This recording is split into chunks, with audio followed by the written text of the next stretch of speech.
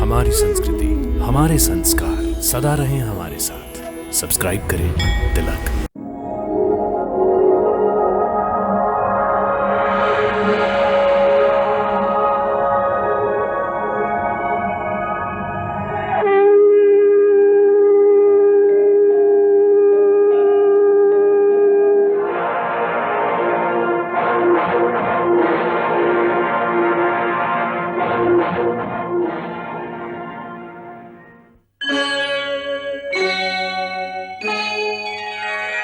कृष्णा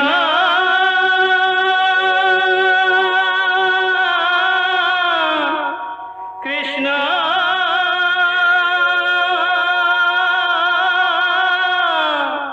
हरे कृष्णा हरे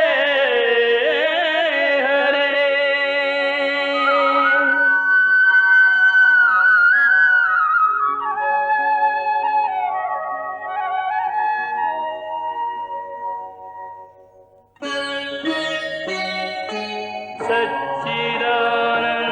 सच्चिदानन्दरूपाय विश्वोत्पत्त्यादिहेतवे तापत्रयविनाशाय श्रीकृष्णाय वयं नमः।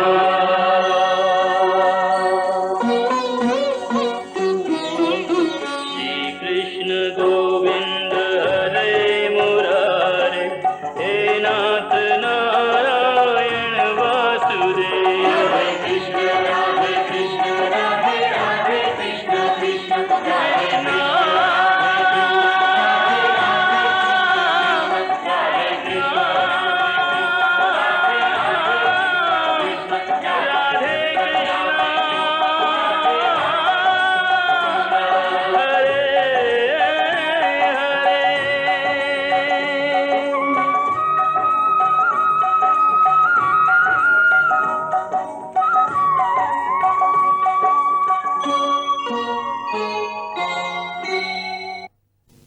शांति दूत, वाह कृष्ण वाह। रणभूमि में शत्रुओं को अपने चरणों में नाक रगड़ने पर विवश करने वाला कृष्ण अब शांति दूत बनकर जाएगा, और वो भी उन अंधे, बहरे और गूंगे लोगों की सभा में जो न सत्य सुन सकते हैं और न सत्य बोल सकते हैं। और ऐसे अधर्मियों की सभा में तुम्हारा शांति दूत बनकर जाना और शांति का संदेश सुनाना, ये सब किस लिए कृष्ण? पांडवों को उनका अधिकार दिलाने के लिए द्रौपदी। परंतु पांडव कोई ब्राह्मण नहीं है जिनका अधिकार मांगने से दान में मिल जाएगा। वो तो क्षत्रिय हैं, क्षत्रिय, और क्षत्रिय अपना अधिकार रणभूमि में युद्ध करके शत्रु के मुंह में हाथ डालकर छीनते हैं केशव। यही तो मैं तुम्हें समझाना चाहता हूं द्रौपदी, कि क्षत्रिय राजाओं के साथ घटी हर घटना का इतिहास साक्षी होता है। जिस प्रकार आने वाले अनंत काल तक मनुष्य कौरवों को उनके छल कपट और अधर्म के नाम से जानेंगे, उसी प्रकार पांडवों के धर्म पालन और न्याय को याद रखा जाएगा। कि पांडवों ने हथियार उठाने से पूर्व शांति का हर प्रयास करके देख लिया था। इसीलिए मैं शांति दूत बनकर पांडवों के शांति और न्याय के पक्ष को कौरव सभा में रखने जा रहा हूं।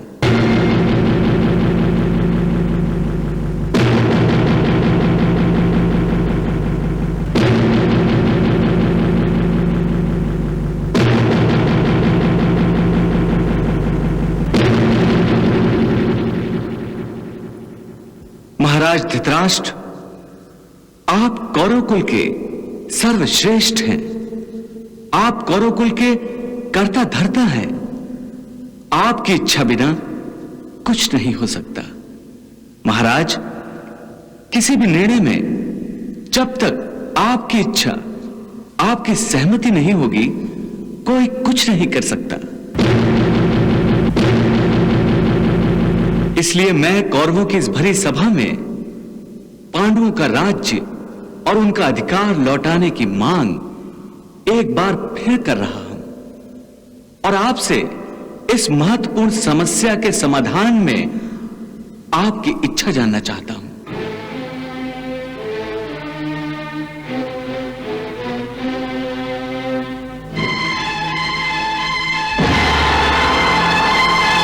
बताइए महाराज, बताइए, क्या आप पांडवों को उनके अधिकार से वंचित रखना चाहते हैं?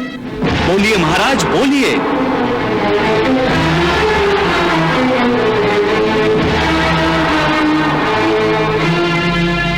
महाराज, मैं देख रहा हूं और आपको अपनी आंखों से दिखाना चाहता हूं कि कौरवों की सभा में हर आसन बेचैन है।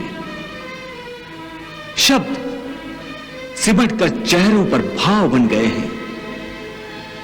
मुखमंडल की रेखाएं चिंताओं का जाल बुन रही हैं और इस जाल में मुझे पूरा भारतवर्ष दिखाई दे रहा है, जो चिंताओं के जाल के पीछे से आज कौरवों और उनके महाराज की ओर आशा से टकटकी बांधे देख रहा है। इतिहास को केवल आपके ही नहीं, संपूर्ण कौरवों के निर्णय की भी प्रतीक्षा है। इसलिए महाराज, कुछ भी कहने से पहले अपने निर्णय के हर शब्द को भविष्य के धर्म कांटे पर तौलिए और फिर बोलिए महाराज, फिर बोलिए।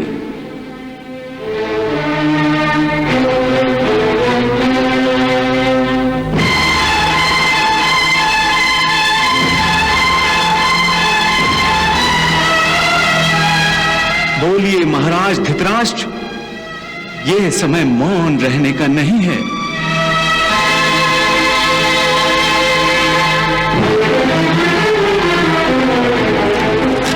क्षमा करें द्वारकाधीश, महाराज को जो कहना था वो पहले ही पांडवों के दूत से कह चुके हैं, परंतु पांडवों ने आपको यहां आने का कष्ट देकर अच्छा नहीं किया। महाराज का उत्तर तो अब भी वही है जो पहले था। पांडवों को जुए में हारा हुआ राजपाट वापस नहीं मिलेगा। यदि महाराज का यही उत्तर है तो यह उत्तर महाराज के मुख से इस भरी सभा में मैं सुनना चाहता हूं।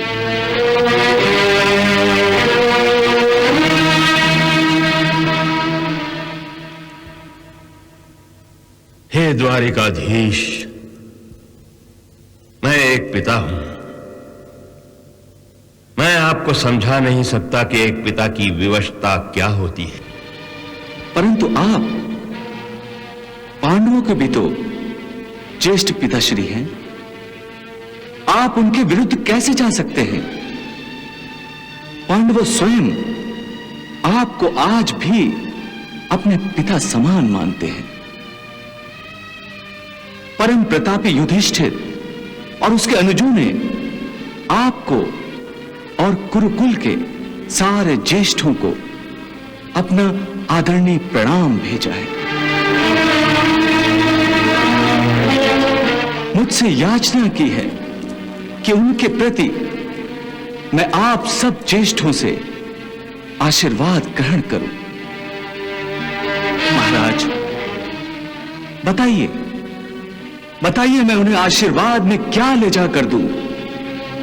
क्या कह दूं कि आपने उनके प्रेम, स्नेह, आदर और श्रद्धा को ठोकर मार दी? हां हां, अवश्य कह दीजिए। हमें उनके स्नेह, उनके प्रेम, उनके आदर और श्रद्धा की कोई आवश्यकता नहीं।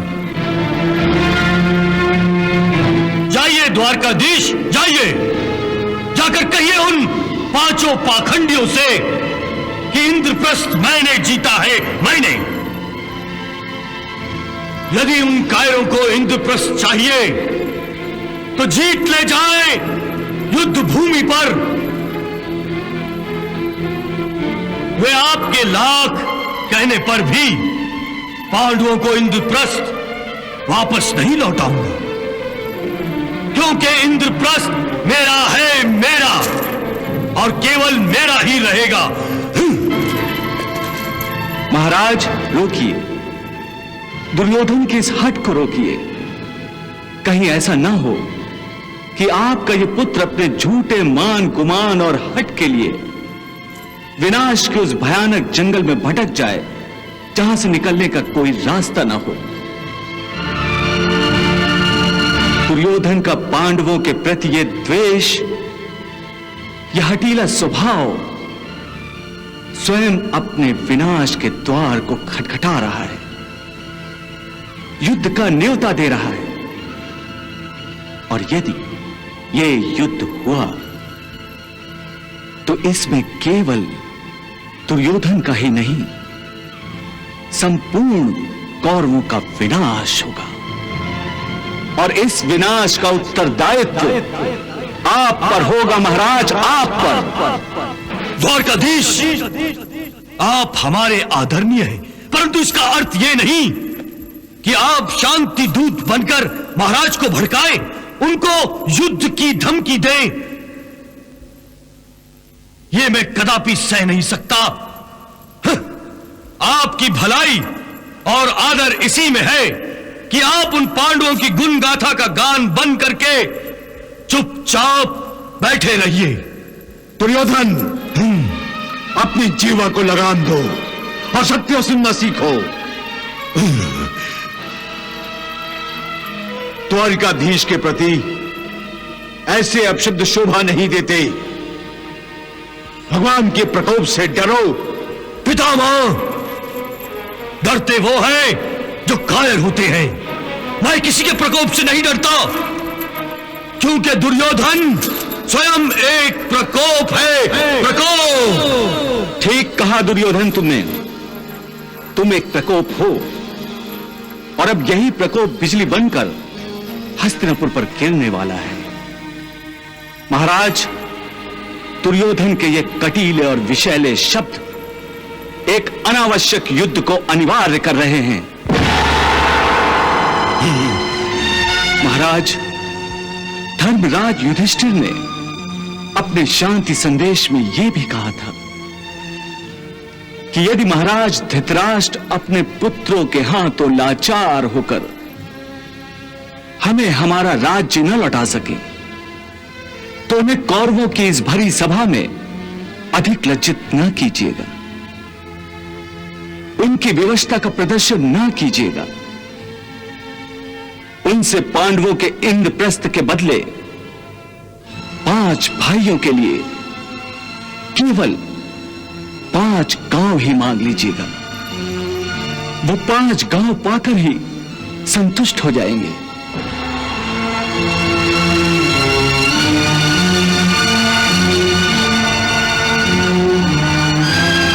मैं उन भिखारियों को 5 गांव तो क्या, सुई की नोक के बराबर भी जमीन नहीं दूंगा। यह मेरा अंतिम और अटल निर्णय है। हे मधुसूदन, मेरे मन में प्रिय पांडवों के प्रति कोई पाप भावना नहीं है। मैं आज भी उन्हें उतना ही प्रेम करता हूं जितना कि अपने पुत्रों को करता हूं। हे जनार्दन, तुम तो सब जानते हो,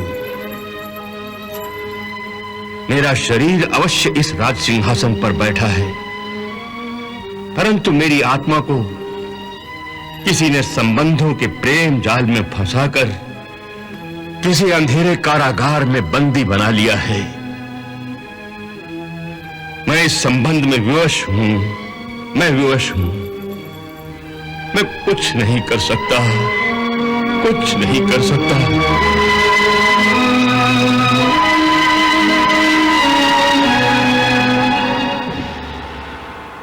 महाराज धृतराष्ट्र, आप अपनी विवशता का दुखड़ा रोकर अपने कर्तव्य से मुंह नहीं मोड़ सकते, उससे भाग नहीं सकते। आप राजा हैं, राजा, और राजा किसी के अधीन नहीं होता। और ना ही किसी का बंदी होता है, बल्कि वो उनको बंदी बनाता है जो दूसरों के अधिकारों को हड़पना चाहते हैं।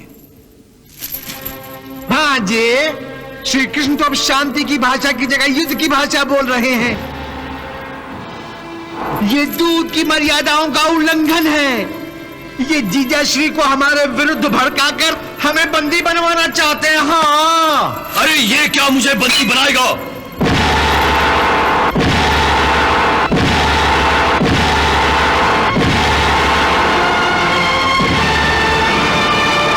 मैं ही इसे बंदी बनाऊंगा।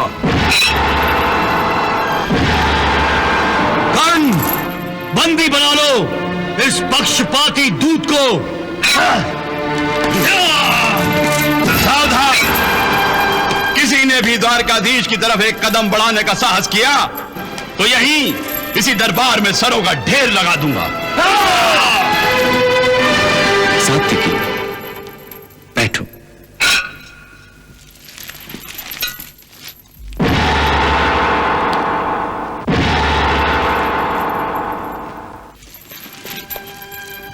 आओ आओ दुर्योधन, आओ कर्ण, मुझे बंदी बना लो।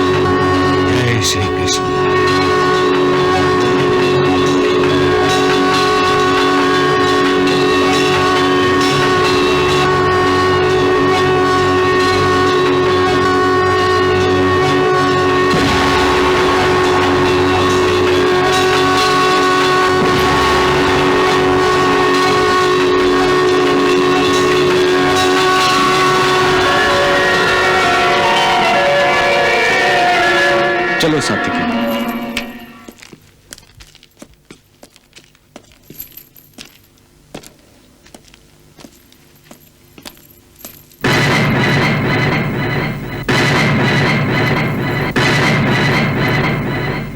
नहीं मधुसूदन, मुझे युद्ध की चिंता नहीं। युद्ध तो अब मेरी अभिलाषा बन गया है। अपने सीने में दबी इस चिंगारी को मैं 13 वर्षों से इतने हौले हौले फूंक रही हूं कि न तो ये बुझ सके और न ही भड़क सके। मगर आज कौरवों की भरी सभा में तुम्हारे साथ जो कुछ हुआ है, उसके बाद अपने सीने में वनवास काटने वाली इस चिंगारी के स्वतंत्र होकर भड़कने का समय आ गया है। आज इस बात का पता चल गया है कि सारे के सारे कौरव दृष्टिहीन हैं, सभी अंधे हैं। यदि मेरी पुत्र वधू ने उन सबको अंधा कहकर अपमानित करने की चेष्टा की थी तो ठीक ही किया था। नहीं बुआ, यद्यपि तुम्हारा कहना सत्य भी है तो उचित नहीं है। उचित नहीं है? मधुसूदन, मेरी पुत्र वधू ने वस्त्र हरण के समय जो पीड़ा भोगी थी और मेरे पुत्रों ने वनवास में जो पीड़ा भोगी है, वो पीड़ा और इन सब के साथ इन 13 वर्षों में मैंने जो पीड़ा भोगी है, वो पीड़ा इस पीड़ा के आगे तो कुछ भी नहीं है जो आज तुमने भोगी है। फिर भी तुम ये कहते हो मधुसूदन कि मेरा कौरवों को कोसना उचित नहीं है? बुआ, तुम मेरी किस पीड़ा की बात कर रही हो? मधुसूदन, तुम सब कुछ जानते हो, सब कुछ समझते हो। क्या तुम्हारे छुपाने से मेरे पीड़ित मन से ये बात छुप सकती है कि आज तुमने शांति के प्रयास के लिए एड़ी चोटी का जोर लगा दिया, लेकिन वो हठ धर्मी और नासमझ लोग नहीं माने और तुम्हें बंदी बनाने की चेष्टा की। यहाँ तक कि तुम्हें अपना दिव्य और भव्य रूप दिखाने पर विवश कर दिया।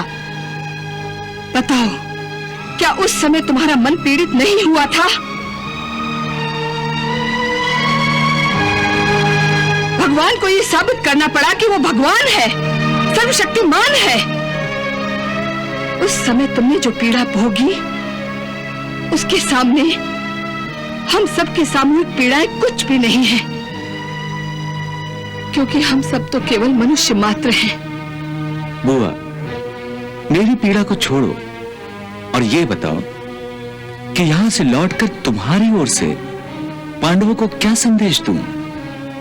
कहो कि क्षत्राणियां यदि जीती हैं तो केवल इसलिए कि अपने वीर पुत्रों को युद्ध भूमि में यशस्वी होते देखें। 13 वर्षों तक मैं अपने पुत्रों के मुखमंडल का दर्शन नहीं कर सकी, मगर अब जब वो मेरे सामने आए तो अपने शत्रुओं के रक्त से विजय तिलक लगाकर ही मेरे सामने आए, वरना नहीं।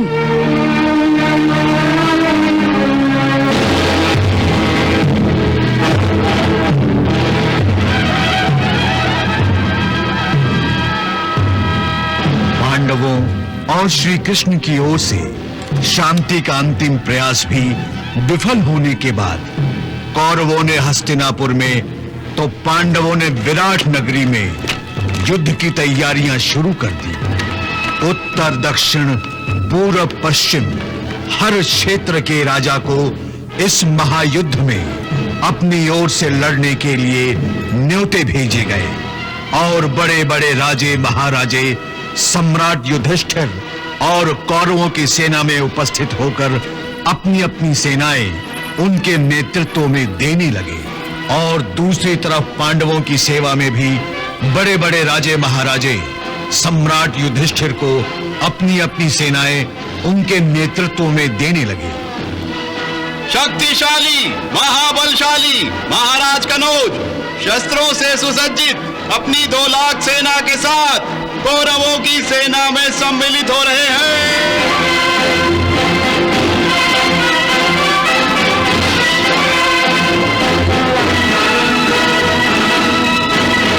तोमर नरेश महाराज कंबोज अपने विशाल सैनिकों के दल बल के साथ पांडवों की सेना में सम्मिलित हो रहे हैं।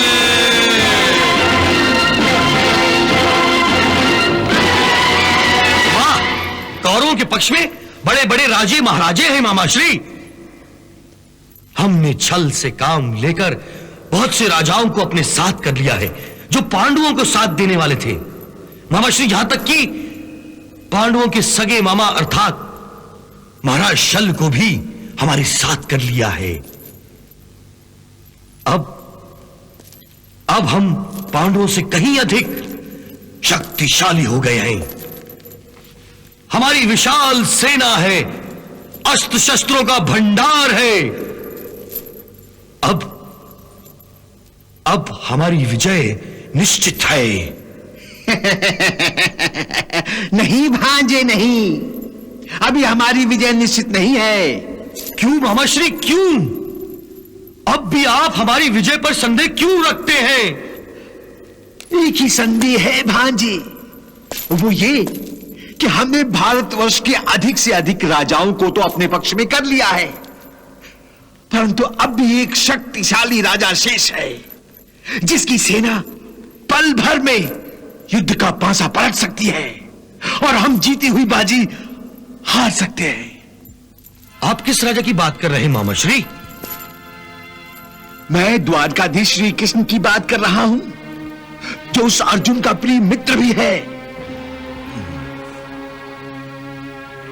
भांजे, इससे पहले कि अर्जुन वहां पहुंचे, तुम्हें द्वारकाधीश से सहायता अवश्य मांग लेनी चाहिए। हाँ, परंतु मामाश्री वो किसी भी परिस्थिति में पांडवों का ही साथ देंगे ना।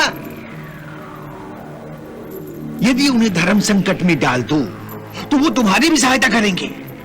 मामाश्री, मैंने उनका अपमान करके उन्हें बंदी बनाने का आदेश दिया था, तो फिर मैं किस मुंह से उनसे सहायता मांगूंगा?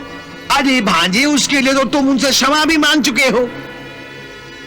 सुनो, यदि उनसे अपनी रिश्तेदारी का अधिकार जताकर तुम सहायता मांगोगे तो वो इनकार नहीं करेंगे।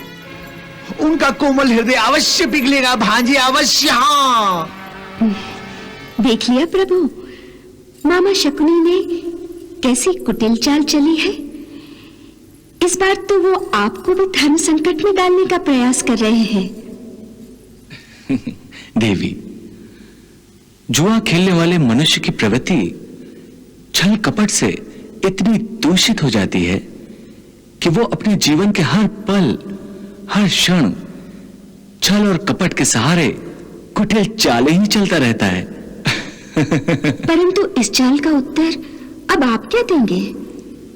एक तरफ तो मामा शकुनी ने दुर्योधन को महासंग्राम के लिए आपसे सहायता मांगने के लिए पट्टी पढ़ाकर भेजा है, तो दूसरी ओर अर्जुन आपका सखा और भक्त होने के नाते आपसे मदद मांगने आ रहा है। दोनों का आप पर अधिकार है। हाँ देवी, देखने में तो यह समस्या बड़ी गंभीर दिखाई देती है कि मैं किसे हाँ कहूं और किसे ना। परंतु ना ही मैं अपने सखा और भक्त अर्जुन को निराश कर सकता हूं और ना ही दुर्योधन को उसके अधिकार से वंचित रख सकता हूं। शकुनी के कहने पर दुर्योधन द्वारिका पहुंचा और कृष्ण के कक्ष में आया। द्वारिकाधीश सो रहे थे। उन्हें सोता देख दुर्योधन उनके सिरहाने बैठ गया और उनके जागने की प्रतीक्षा करने लगा। इतने में ही अर्जुन भी कृष्ण के कक्ष में पहुंचा और द्वारिकाधीश को प्रणाम कर उनके पैरों के समीप बैठ गया।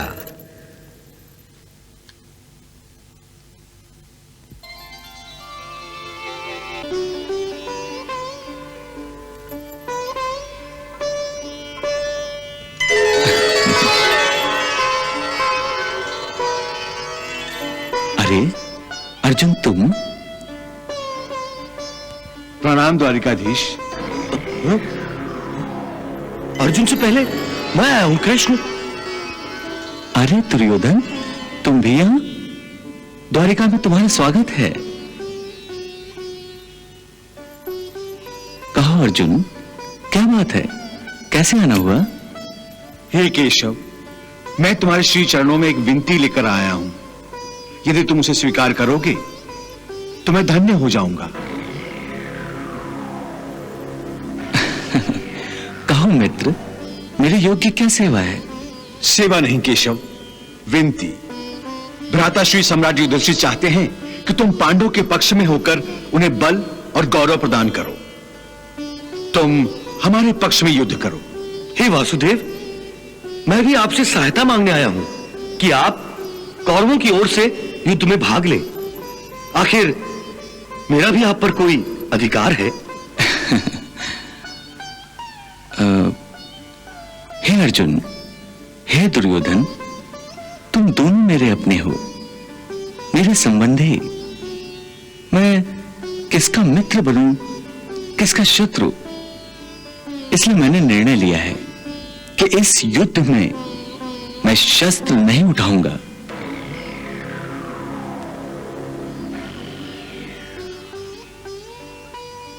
परंतु तुम दोनों मुझसे सहायता मांगने आए हो, इसलिए सुनो।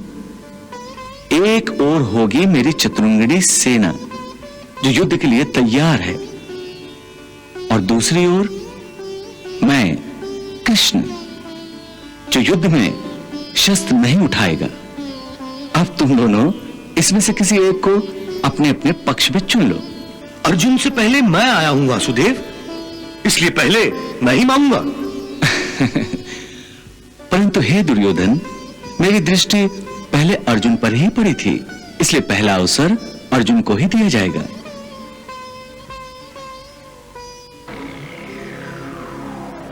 हे केशव, मैं केवल तुम्हें ही अपने पक्ष में मांगने आया था। मैं चाहता हूं कि इस युद्ध में तुम मेरे सारथी बनो।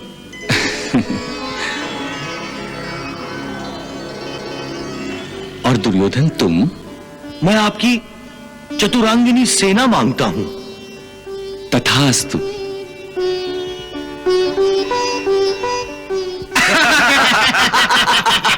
अच्छा हुआ भांजे जो हमें यादवों की चतुरंगिनी सेना मिल गई। होने दो कृष्ण को पांडवों के पक्ष में, बजाने दो पांडवों के साथ मिलकर मुरली। हाँ मित्र दुर्योधन, अब तो हमारे पास सेना का विशाल सागर है। अस्त्र शस्त्र से सुसज्जित सेना की हमें तो कोई कमी नहीं रही। परंतु ऐसी अक्षोहिणी सेना के लिए हमें एक परम प्रतापी सेनापति की आवश्यकता है। कौरवों की सेना के सेनापति तो पितामह ही होंगे मित्र कर्ण।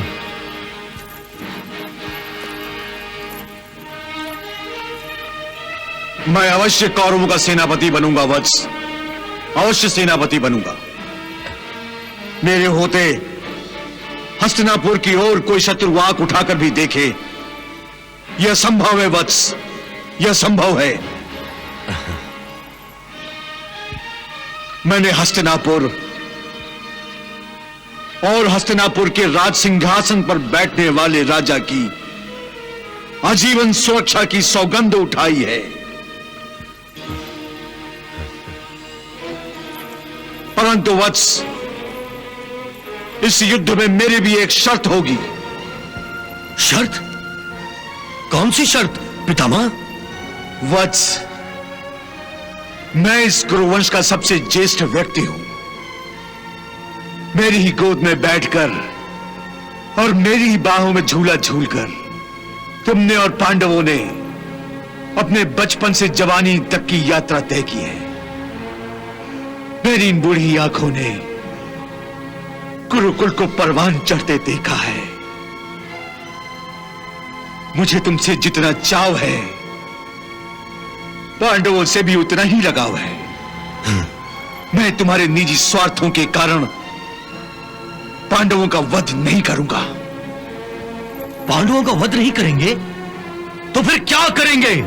मैं पांडवों के विरुद्ध युद्ध करके उनका बल क्षीण कर दूंगा। मैं प्रतिदिन उनके 10,000 सैनिकों का वध करूंगा और उनके वीरों, महावीरों, रथियों और महारथियों का वध करके उन्हें शक्तिहीन बना दूंगा। परंतु मैं पांडवों का वध नहीं करूंगा।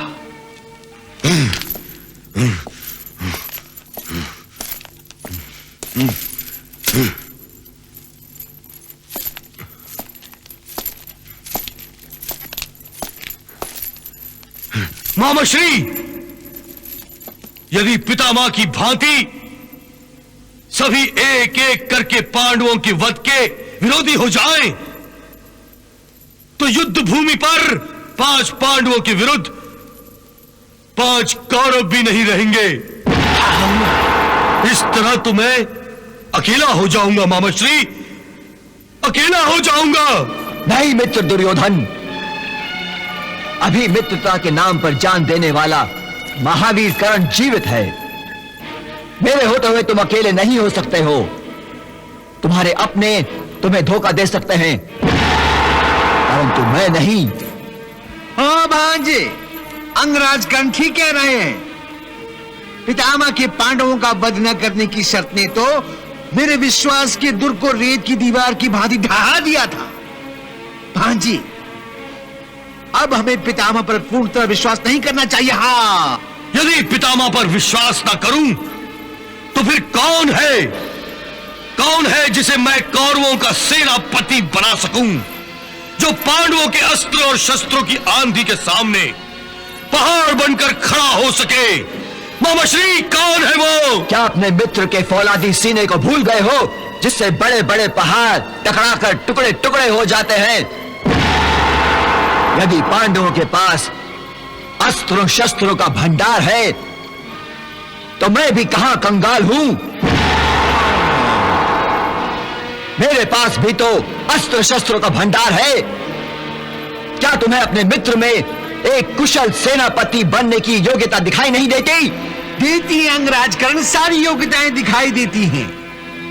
परंतु एक अयोग्यता ऐसी है जो तुम्हें दिखाई नहीं देती, और वो तुम्हारी सारी योग्यताओं को खा जाती है। हाँ, अयोग्यता? मामा श्री, आखिर आप कहना क्या चाहते हैं? वही जो तुमने सुना तो सदैव, परंतु माना आज तक नहीं कि तुम एक सूत पुत्र हो। सूत पुत्र? मैं सूत पुत्र नहीं हूं मामा श्री।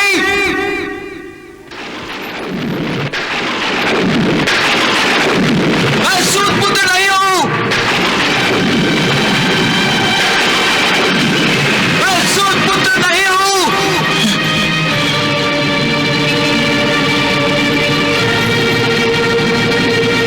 मैं सूत पुत्र नहीं हूं।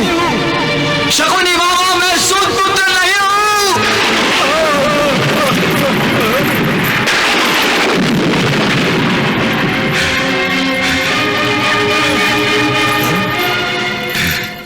कर्ण, शांत हो जाओ कर्ण, शांत हो जाओ मित्र, शांत हो जाओ,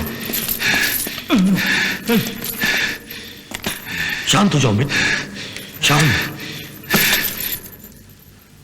सूत पुत्र कहलाने पर इतना उत्तेजित होने का कोई कारण नहीं, क्योंकि शास्त्र कहता है कि अपने पिता के नाम का सदा आदर करो। पिता कैसा भी हो, बड़ा आदमी हो या छोटा आदमी हो, सुंदर हो या कुरूप, पुण्य आत्मा हो या उसके हाथों कोई पाप भी हुआ हो, तब भी अपने जनक, अपने पैदा करने वाले पिता के नाम का सदा आदर करो। परंतु दुर्योधन, मैं सूत पुत्र नहीं हूं। सूत पुत्र नहीं हो? परंतु तुमने तो स्वयं कहा था कि तुम्हें सूत पुत्र जानते हुए भी हमने अपने गले से लगा लिया था। मेरे कहने का अर्थ यह था कि उस समय तक मैं भी अपने आप को सूत पुत्र ही समझता था।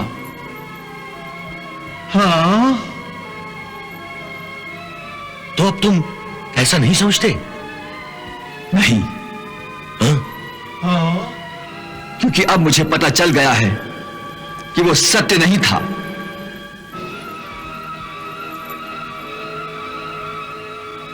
लेकिन तुम्हें इस सत्य का पता कब चला अंगनरेश? जिस दिन सभी राजकुमारों ने रंगशाला में अपनी अपनी अस्त्र कला के कौशल दिखाए थे, उसी दिन चारों ओर अर्जुन की वाह वाह हो रही थी। राजकुमार अर्जुन की अर्जुन प्रसन्न था। राजकुमार अर्जुन की राजकुमार अर्जुन की राजकुमार अर्जुन की राजकुमार अर्जुन की राजकुमार अर्जुन की राजकुमार अर्जुन की राजकुमार अर्जुन की राजकुमार अर्जुन की। किंतु तुम्हारा मुख मलिन हो रहा था। तब मैंने रंगशाला में प्रवेश करके अर्जुन को द्वंद्व युद्ध के लिए ललकारते हुए कहा था, हेलो अर्जुन,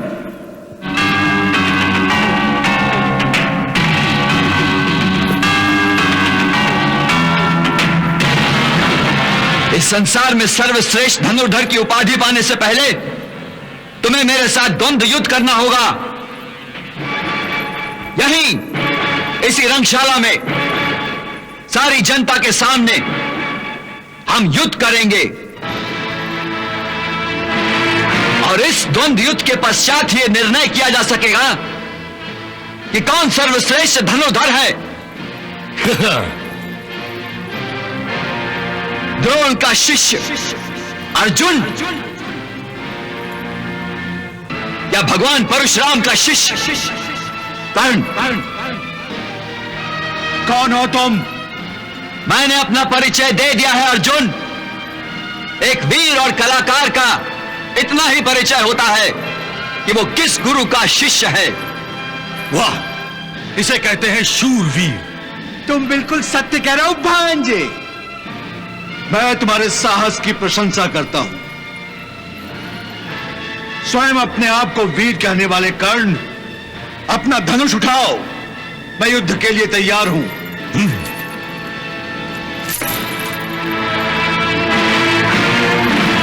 आज्ञा दीजिए गुरुदेव और आशीर्वाद दीजिए कि मैं अपने कीर्तिमान गुरु के यश को और बढ़ा सकूं। तनिक ठहरो वत्स। अभी तो यह निर्णय भी नहीं हुआ कि तुम्हें ललकारने वाला युवक तुमसे युद्ध करने का अधिकार रखता भी है या नहीं।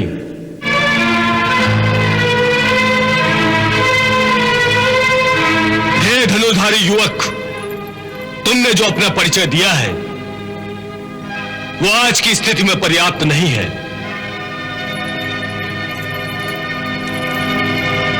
क्योंकि केवल गुरु का नाम लेने से ही तुम्हें राज्यसभा में किसी राजपुत्र के साथ युद्ध करने का अधिकार नहीं मिल सकता।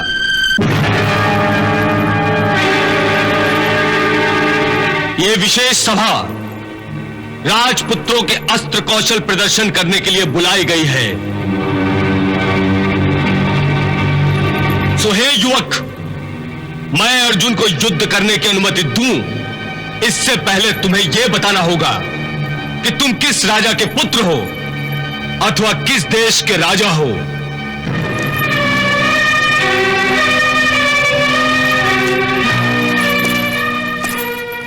क्षमा करें गुरुदेव,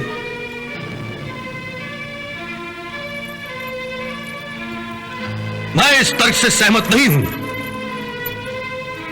क्योंकि यह एक वीर पुरुष का अपमान है, उसके साथ अन्याय है।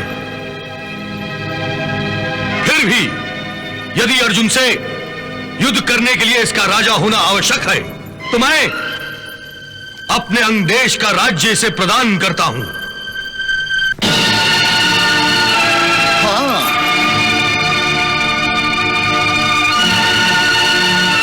और अभी इसी समय इसी सभा में इसका राज्य अभिषेक करता हूं।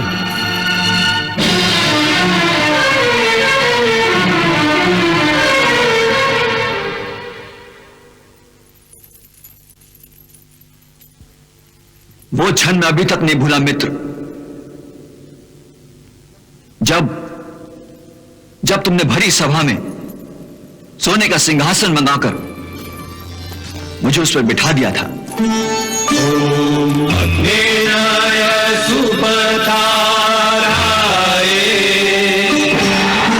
अस्मान विश्वानि देव वयोनानि विद्वान् युद्धस्मज्जुहुराण मे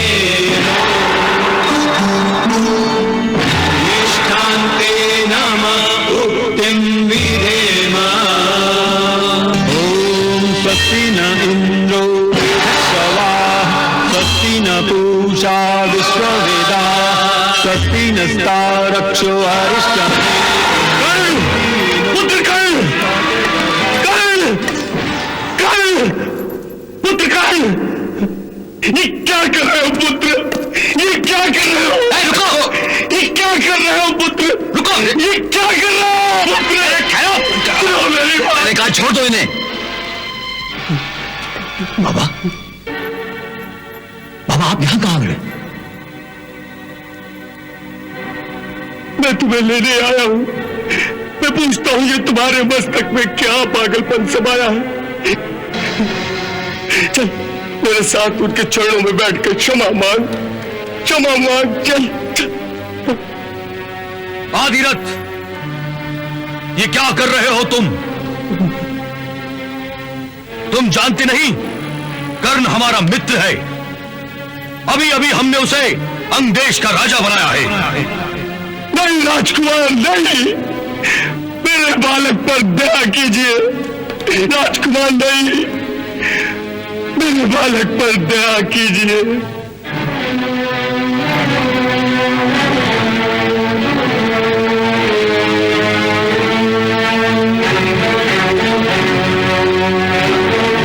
दुर्योधन, लोग तो गीदड़ या भेड़िए पर शेर की खाल डालते हैं और तुम तो कुत्ते पर शेर की खाल उड़ाने की चेष्टा कर रहे हो। अरे ओ सूत पुत्र,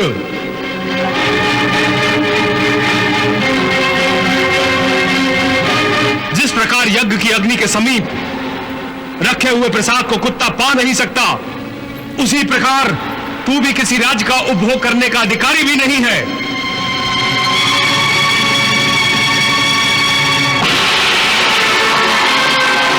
अरे तू तो अर्जुन के हाथों मरने के भी योग्य नहीं है।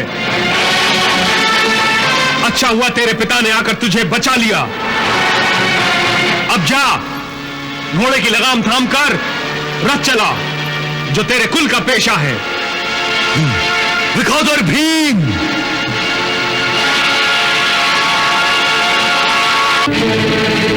क्षत्रिय होकर इस परिस्थिति का अनुचित लाभ उठाकर ऐसी हल्की बात मत करो। अरे क्षत्रियों का तो धर्म होता है कि जो बलवान है, जो शूरवीर है, उनका आदर करें।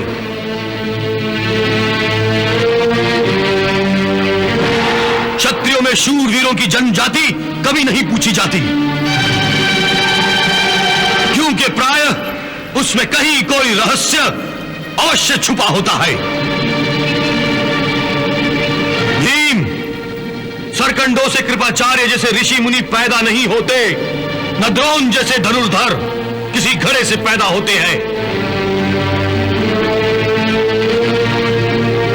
इसलिए मेरा विश्वास है कि जैसे हिरनी के गर्भ से एक शेर कभी पैदा नहीं हो सकता, उसी प्रकार ऐसा महातेजस्वी और वीर बालक किसी सूत स्त्री के गर्भ से कभी नहीं पैदा हो सकता। वाह, जिसे बोलना चाहिए उसकी तो जिह्वा बंद है, और तुम तो उसके जन्म को बड़ा रहस्यपूर्ण बनाने की चेष्टा कर रहे हो। अरे जरा अपने मित्र से तो पूछो कि वो अधिरथ का पुत्र है या किसी और का। मैं किसी और का पुत्र नहीं हूं राजकुमार भीम। मैं इन्हीं का पुत्र हूं, इन्हीं का, एक सारथी का।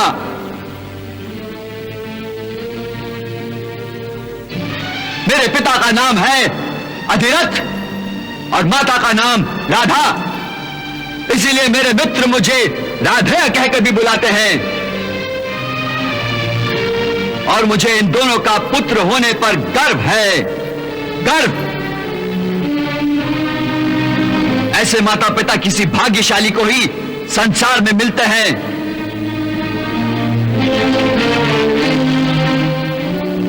बाबा, बाबा मुझे आशीर्वाद दो, मुझे आशीर्वाद दो कि आज इस युद्ध में अपने शत्रु का सिर काटकर आपके चरणों में रख दूं, ताकि फिर किसी जीवा से आपके लिए ऐसे अपमानजनक शब्द न निकल सकें।